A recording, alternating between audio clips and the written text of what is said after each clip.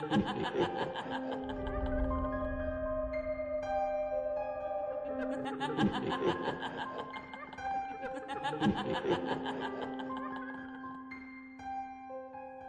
need you to think about this morning. Think about every adult you walked past and didn't look twice at. The person in the parking lot. The one standing near the school entrance. The one at the end of your street who you assumed was a neighbor. You didn't look at their eyes, did you? You didn't check whether they were actually watching your child or just appearing to look somewhere else. You assumed, the way we all assume, that everyone standing in a normal place doing a normal thing belongs there. That assumption is exactly what it counts on. I know this because something used it to get within 3 feet of my 8-year-old daughter. It stood at her school in broad daylight, walked her class through the front doors, sat in the back of her classroom, and stopped at her desk. It asked her which direction her bedroom window faced. It wrote down what she said, and not a single adult stopped it, because it looked like it belonged there. The woman who showed up to teach my daughter's 3rd grade class on Monday morning was not a substitute teacher. I know this because I called the school at 8:47 a.m. to let them know Lily had a dentist appointment at noon and would need to be signed out early. The receptionist, Mrs. Paulson, pulled up the day's schedule and told me that there was no substitute on record for room 11. Mrs. Delaney was present. Mrs. Delaney had been present since 7:30 a.m., had signed in at the front desk, had picked up her class from the morning drop, offline the same way she did every day. I said that's not possible. I dropped Lily off myself this morning. I watched a woman I have never seen before walk Lily's class inside. Mrs. Paulson said she would check and put me on hold for 4 minutes. When she came back, her voice had a careful, slightly pressurized quality, the voice of someone choosing words with more attention than the situation should require. She said, "Mrs. Delaney is in her classroom right now. She has been here all morning. We're not sure who you may have seen at drop-off, but your daughter is safe. She's in class. Everything is fine." Everything was not fine. I need to back up. My name is Claire Ashworth. I live in Denton, a mid-sized town in central Ohio, with my daughter Lily, who was 8 years old when this happened, and my husband Greg, who was traveling for work that week, a fact I returned to many times in the days that followed, running it through my mind like a stone through a tumbler, wondering whether things would have gone differently. If he had been home, whether his presence would have changed what happened, or whether it would simply have given me someone to be afraid with. Lily attends Carver Elementary, 4 blocks from our house. I walked her every morning when weather allowed, and that Monday in October was clear and cold, and she wore her yellow jacket and held my hand for exactly the first block before she decided she was too old for that and moved a half step ahead of me the way 8-year-olds do when they are performing independence. At the drop-off area, parents stopped at the line of orange cones while teachers and aides walked the kids inside. I watched Lily join her class. I watched the woman at the front of the line turn and gesture the children forward. And I remember thinking, just a flicker, just the briefest wrongness, the kind you dismiss before it finishes forming, that she was standing slightly too still, that the children flowing around her had a quality of moving around an obstacle rather than following a person, that she did not look at any of them the way you look at children in your care. She was a white woman, average height, dark hair pulled back, plain face, a teacher's lanyard around her neck. Nothing remarkable, nothing that should have stopped me. I watched Lily go through the doors and I walked home, and I thought nothing of it for 2 hours until I called about the dentist appointment.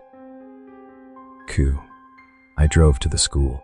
The front office was staffed by Mrs. Paulson, who greeted me by name and told me, again, that Mrs. Delaney was in room 11 and everything was normal. She called down to confirm. Mrs. Delaney answered. 22 students present, all accounted for. I asked to walk to the classroom. Mrs. Paulson walked with me. Room 11 was at the end of the east corridor, past the gymnasium and the art room. The door had a narrow vertical window, and I looked through it before Mrs. Paulson could reach the handle. Mrs. Delaney, the real one, the one I had spoken to at back-to-school night, a warm woman in her 40s with reading glasses she wore on a beaded chain, was standing at the whiteboard. 22 children sat at their desks. I found Lily's yellow jacket hung on the back of her chair, and I found Lily's dark hair, and I found Lily's posture, slightly slumped the way she always sat when she was concentrating, and I felt the narrowed world expand back to normal size. I went home. That should have been the end of it. I have gone back to that moment, me, turning away from the window, following Mrs. Paulson back down the corridor, thanking her, driving home, and I have tried to locate the point at which I should have done something different. Stayed. Pulled Lily out, asked more questions about the woman at drop-off, pushed harder for an answer, refused to accept the breezy everything is fine that institutions offer, because everything being fine is so much more manageable than the alternative. I went home. I picked Lily up at noon for the dentist. I walked her back to school at 1:30 and signed her in at the front desk and watched her disappear down the east corridor and thought nothing of it. That night, Lily said something at dinner that I have not stopped hearing since. She said, "Mom, there was a new helper in class today. She came in after lunch. She just sat in the back and watched." I said, "What did she look like?" Lily picked up her fork.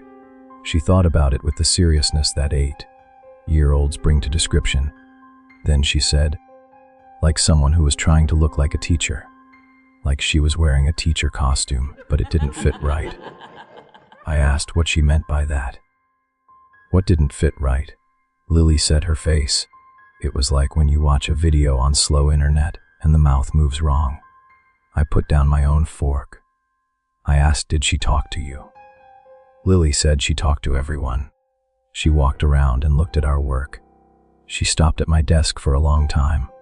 I asked what she said. Lily said she asked me what my bedroom window faced. I told her it faces the backyard. She wrote it down. I called the school the next morning at 7 a.m. before drop-off, before Mrs. Paulson arrived, leaving a message for the principal, Dr. Harmon, that I marked as urgent. I described the woman at Monday's drop-off. I described what Lily had told me about the afternoon visitor. I asked whether any unscheduled adult had been in room 11 on Monday afternoon and whether the school had any record of who it was. Dr. Harmon called me back at 80:15. His voice had that careful, pressurized quality.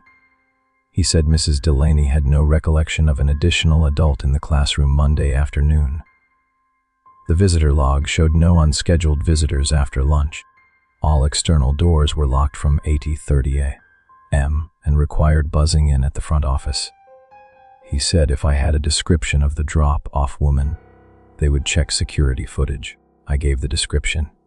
Dark hair pulled back, average height, lanyard, plain face.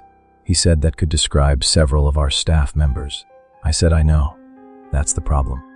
I kept Lily home Tuesday and Wednesday. Greg came back Thursday and I told him everything. He listened, then said the thing rational people say. There was almost certainly an explanation. Schools have volunteers, student teachers, parent helpers. Children misremember.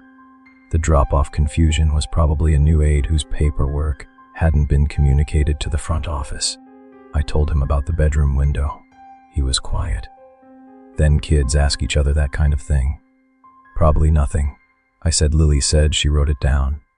He didn't have an answer for that. 2. I went to the school Friday and asked to see the security footage from Monday. Dr. Harmon was accommodating. I sat in a small room with the school's IT coordinator, a young man named Tyler, and we went through the exterior camera footage from Monday morning drop-off, 7:45 to 8:15. The footage was clear.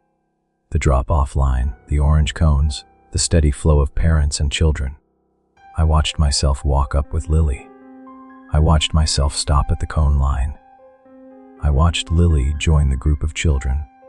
I watched the line of children walk toward the school entrance, led by a woman at the front. Tyler leaned forward. He went back. He played it again. He said, "Who is that?" I said, "That's who I'm asking about." He went back again, zoomed in on the entrance, and we watched the woman turn to gesture the children forward, and for just a moment, 2, maybe 3 seconds, her face was toward the camera. Tyler made a sound. The sound was not a word. It was the involuntary sound a person makes when something they are seeing does not process correctly. A small, abrupt exhalation, like the body trying to expel something. On screen, the woman had a face. It was a face in the technical sense. The components were there, arranged in the rough architecture of a human face. But the arrangement was slightly wrong in a way I cannot fully describe, except to say that looking at it produced the same response in me that looking at something in peripheral vision produces.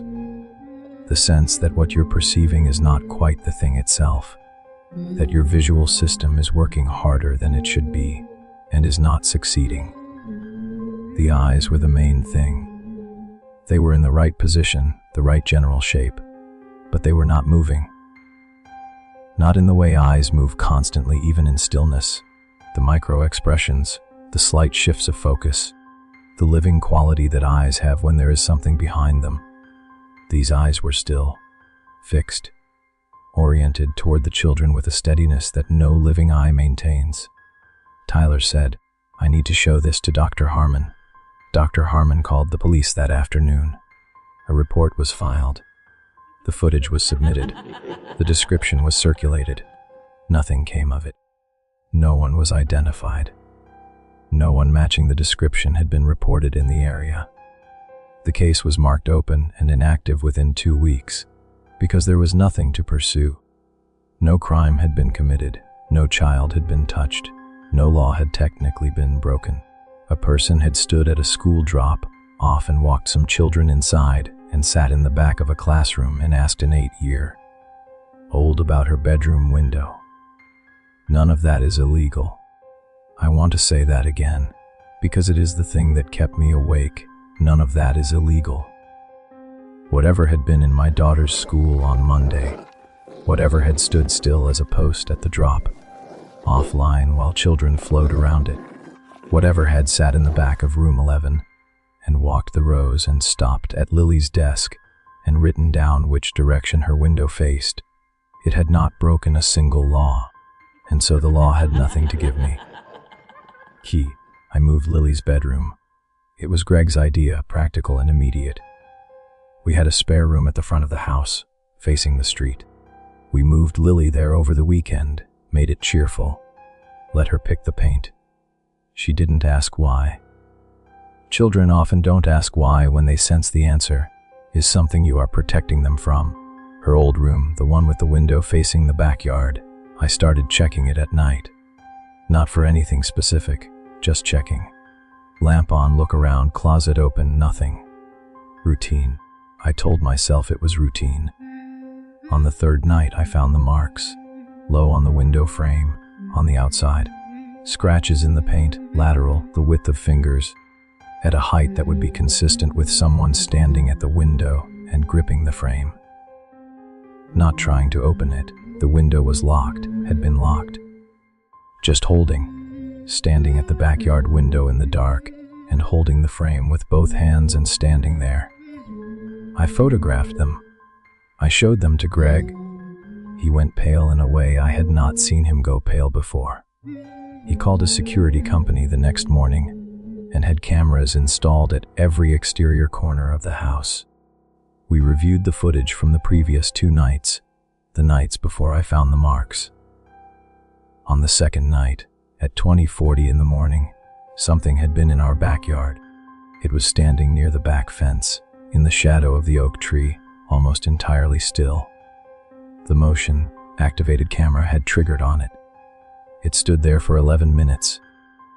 I have watched this footage enough times that I know the duration exactly. 11 minutes and approximately 40 seconds. And then it moved toward the house, toward the back window, the window of Lily's old room. It stood at the window for 3 minutes and then moved back to the fence line and was gone. The footage was too dark and too compressed to show a face. What it showed was a shape, a human shape, or near enough. Standing at the back of our house in the middle of the night, at the window of the room where my daughter had slept, where it had been told my daughter slept, holding the frame. I want to tell you what the shape did before it moved toward the window. I want to tell you, because it is the detail that lives in my chest like a piece of glass. The detail that I cannot sand down into something manageable regardless of how much time passes. Before it moved, it turned its head toward the camera. Slowly. The way you turn your head when you hear something. And it stayed like that, head oriented toward the camera, toward the motion sensor, toward the light it had triggered, for 4 seconds. And then it moved to the window. It knew the camera was there. It moved to the window anyway. We left the house that weekend, stayed with Greg's sister in Columbus for 2 weeks, while the police took additional reports, and the security footage was submitted, and, again, nothing legally actionable was produced. Unknown individual on private property, no attempted entry, no identifying features. Logged, filed. Set aside. We put the house on the market in January. It sold in March. We moved to a neighborhood in a different school district, different town, 40 minutes away. Lily started 4th grade in a new school. She made friends. She is, as far as I can determine, fine.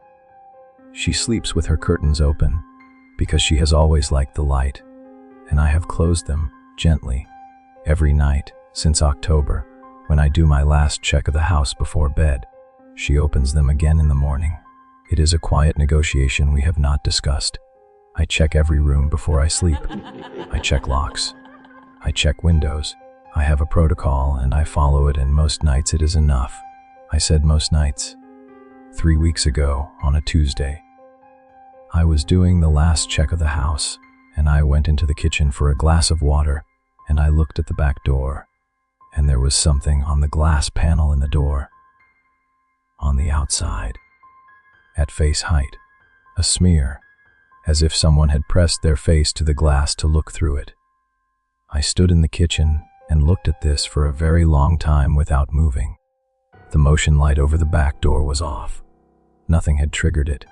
I did not open the door. In the morning I looked at the security cameras. Every angle the full night. Nothing. No shape. No movement. No trigger. Whatever left that mark on the glass had stood at my back door and pressed its face to it, and had not moved enough to trigger a motion sensor. I wiped the smear away. I spent the day not telling Greg, because telling Greg means watching him be afraid, and his being afraid makes it more real, in a way I cannot afford for it to be more real right now. I enrolled in a home security monitoring service that evening. I requested a police welfare check on our street that night, which produced nothing, which I knew it would. I think about the drop-off line. I think about the Monday morning in October, when a woman who was wearing a teacher costume that didn't fit right walked 2 children through a school entrance and went to the back of a classroom and collected information with the patients and the method of something that was not doing this for the first time. I think about what it wrote down. I think about what it does with what it writes down. I think about the 11 minutes it stood at the oak tree before it moved to the window, not hesitating. I don't think it was hesitating. I think it was doing something else in that stillness, something I don't have a word for. Something that requires standing very still in the dark at the edge of a property in the small hours, and simply being present at the perimeter of a sleeping family's life. I think about the face on the security footage that Tyler made that sound at. The fixed, unmoving eyes oriented toward the children. The face that looked like someone trying to be a person and not quite landing it, not quite closing the gap between the copy and the thing it was copying. I think about my daughter at her desk, slumped in her characteristic way, concentrating, while that thing walked the rows and stopped behind her and asked about her window and wrote down what she said. I think about this every night when I close Lily's curtains and look out at the back fence and the oak tree and the dark beyond the reach of the motion light. And some nights, not every night, but some nights, the bad ones, the ones where the silence of the house has a texture it shouldn't have, I think that it never actually needed the window information. I think it already knew. I think it had already been there. I think the question was something else entirely. A test, a confirmation, the specific behavior of something that already knows the answer and asks anyway, to see how you respond, to see what your face does when it asks, to learn something about you that the answer itself doesn't contain. I think about that, and I close the curtains and I go to bed and I sleep the way I have slept since October, lightly, briefly, with one part of my mind that does not fully go under, that stays just at the surface listening, for the sound of something at the window, for the motion light that doesn't come on, for the thing that knows we moved and knows the new address and has all the time in the world.